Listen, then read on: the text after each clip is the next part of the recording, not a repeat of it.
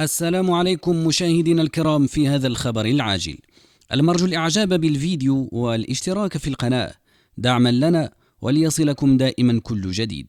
فقد شهدت منطقة العوامرة حادثة أثارت جدلا واسعا في الأوسط المحلية بعدما أقدم شخص يلقب بملحجرة على رشق صاحب شاحنة بحجر في واقعة وثقها بعض المواطنين وتداولتها صفحات على مواقع التواصل الاجتماعي.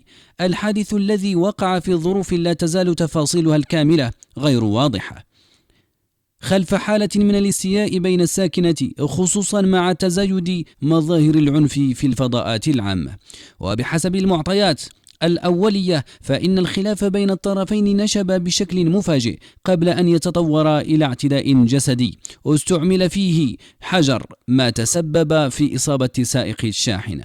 وقد تدخل عدد من الحاضرين لمحاولة تهدئة الوضع ومنع تفاقم المواجهة في وقت تم فيه إشعار السلطات المحلية التي حضرت إلى عين المكان لفتح تحقيق في ملابسات الواقعة.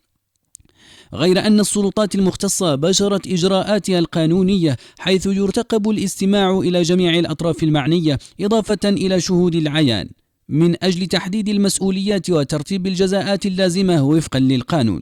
كما تم نقل المصاب لتلقي الإسعافات الضرورية وسط تضامن واسع من قبل المواطنين الذين طلبوا بتطبيق القانون وردع مثل هذه التصرفات. وتعيد هذه الحادثة إلى الواجهة النقاش حول ضرورة تعزيز ثقافة الحوار ونبذ العنف، خاصة في النزاعات اليومية التي يمكن حلها بطرق سليمة.